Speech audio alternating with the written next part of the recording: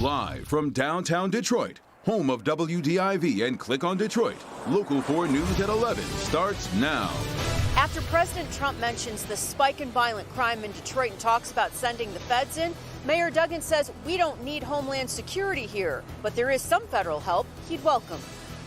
After a 10-year-old boy is shot and killed here in Warren today, tonight a 15-year-old boy is in custody, but police still have many questions, including why were 10 kids left home alone? Okay, Jason, but we begin with breaking news just in from Detroit's east side. A woman in her 60s found shot to death inside her own home. And a manhunt is now underway to try to find her killer. Tim Pamplin is on the scene with the night cam. Tim.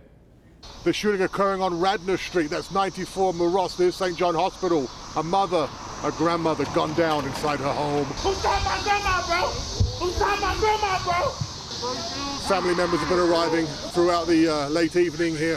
One neighbor tells me off camera she was a quiet lady, kept to herself, had a big extended family. The look of grief on this family's face is clear. Here's what we're getting from police. Very preliminarily, is earlier this evening, a man driving a silver pickup truck goes up to the home, walks inside with a gun. One gunshot is heard. He then leaves the house, hops back in his pickup truck.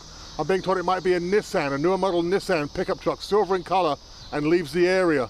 Police are searching for that vehicle and driver this evening. That is the scene on Radnor Street with a night cam. Tim Pamplin, Local 4. All right, Tim.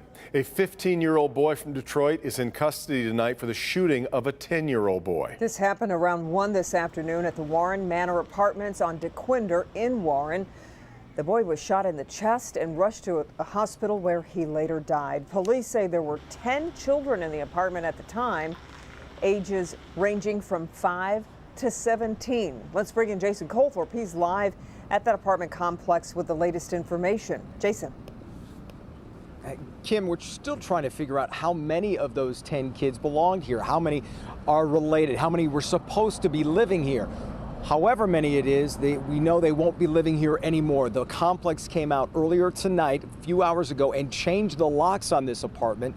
As for that 15-year-old, we're told he turned himself into police around 6 o'clock tonight. Warren police have now spoken to everyone involved in the death of a 10-year-old boy at Warren Manor Apartments this afternoon. 7 juveniles and one 17-year-old girl left the station tonight after being questioned. All were in the apartment with the 15-year-old alleged shooter and the victim. There were no adults. That's nothing new for kids to do or parents to have happen in their house.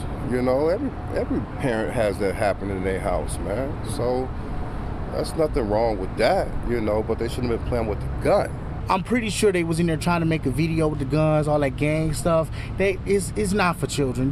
None of this is for nobody. Neighbors had complained about that apartment and the unattended children several times. And I try to tell them about all these parties and fighting and everything, but to know a gun just went off right next to my apartment, across from my apartment, it makes me feel uncomfortable. An employee of Warren Manor told me they tried to call the renter just yesterday to issue another warning, but got no answer. That child should have never lost his life.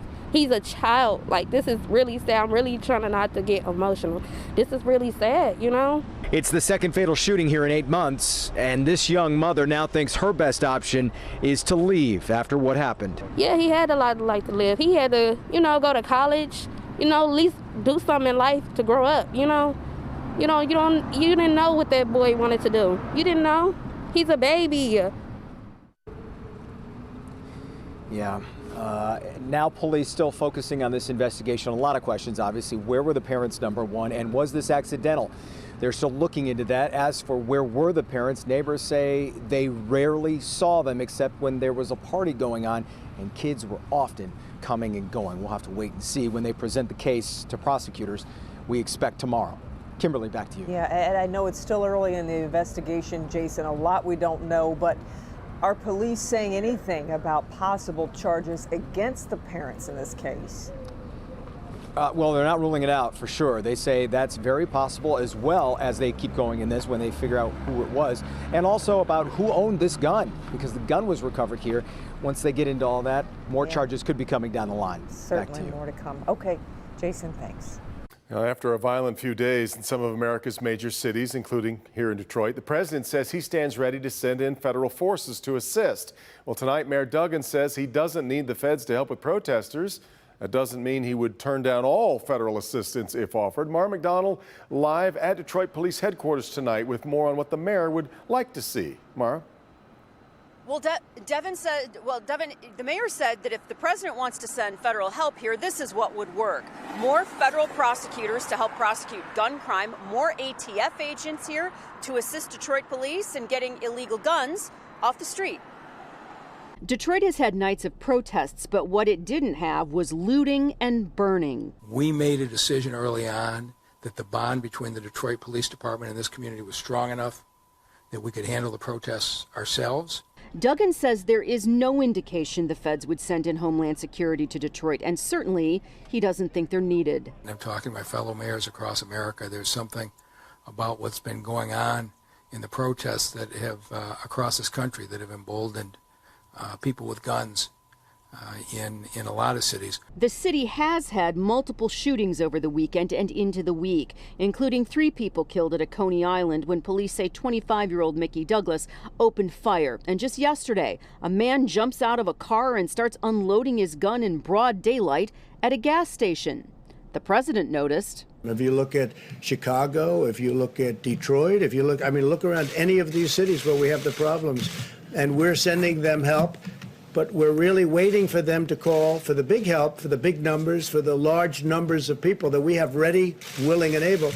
You look at Chicago, where 14 people were shot yesterday, where over the weekend many people died and many people were shot, and over the last month they're setting record numbers.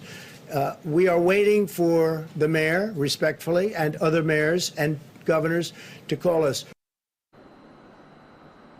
Back here live, Mayor Duggan says, yes, there has been a spike over the last couple days, but there is also something else interesting happening here.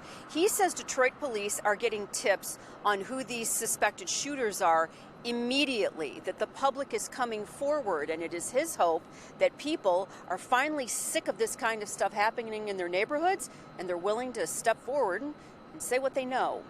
We're live at Detroit Police Headquarters tonight. I'm Mara McDonald. Back to you. All right, Mara. We've got what could be a big development out of Washington tonight, with Senate Republican leaders and the White House now coming to an agreement on the spending portion of their stimulus package. The package would include another round of stimulus checks. Senate Majority Leader Mitch McConnell is expected to reveal the series of bills tomorrow. Negotiations would then get underway with House Democrats, who passed their own $3 trillion plan back in May. The other big headline tonight, the U.S. government signing a nearly $2 billion deal with Pfizer for a potential vaccine that isn't yet approved. The vaccine isn't expected to be ready until early next year and would be provided free to the public. Here at home today, the state reported 523 new cases of COVID-19. That's down 50 from yesterday, and sadly that comes with 6 more deaths. A well-known Detroit activist arrested tonight in Shelby Township in connection with Monday's protest outside the police station. Reverend W.J. Rideout was taken into custody on a warrant for failure to obey the lawful order of a police officer. On Monday, Rideout and dozens of other protesters blocked the intersection of 23 Mile and Van Dyke, calling for Police Chief Robert Shalide to be fired for social media comments about the George Floyd protests. Rideout was taken to the Macomb County Jail and released on a $100 bond. A Detroit police sergeant is resigning after a woman files a lawsuit claiming he threatened her with legal trouble in order to take advantage of her. The sergeant is Ronald Gibson. The woman, a 28-year-old mom of 3, she says she called police after a domestic violence situation in 2017. Gibson responded, and she says told her he had a warrant for her arrest, but that he could keep her out of trouble in exchange for sex. She had to perform for him at least half a dozen times, and she complained. She did not stay quiet about this. She complained to his supervisor and explained the situation that was happening, and she was told it would be addressed, it'd be taken care of. Shortly after that, her call stopped being returned. In a statement, Detroit police say they are investigating, but Sergeant Gibson has filed resignation papers. A cockfighting investigation leads police to a River Rouge home, finding more than 100 roosters. The Humane Society and state police carried out a search warrant at the home near Jefferson and Coolidge. The Humane Society saying there likely weren't any cockfights done there, but roosters were indeed bred and kept at the home. Nobody was arrested. The Humane Society is taking the roosters in for voluntary care. The owners of Harper's Bar in East Lansing will be answering questions tomorrow about the coronavirus outbreak that ended up infecting 180 people. Tomorrow's emergency hearing was ordered by the Michigan Liquor Control Commission. The hearing comes after Governor Gretchen Whitmer ordered bars to close earlier this month, citing the outbreak at Harper's. Tomorrow's hearing could result in the bar's liquor license being suspended. Well, it has long been one of the most anticipated movies of the year. Not only it's no longer going to be released this year. Yeah, the Aretha Franklin biopic starring Jennifer Hudson pushed back like so many Hollywood films. We've got details of the new release date coming up. Here comes Ben. Devin and Kim, we pushed back the rain in a lot of spots tonight. There were a few of us that got wet, but we've got more chances in the forecast and some more heat and humidity too. It's all coming up next. All right, Ben, but first, a retired police detective facing a judge in connection with a shooting in Macomb County that happened 2 months ago. The charges he now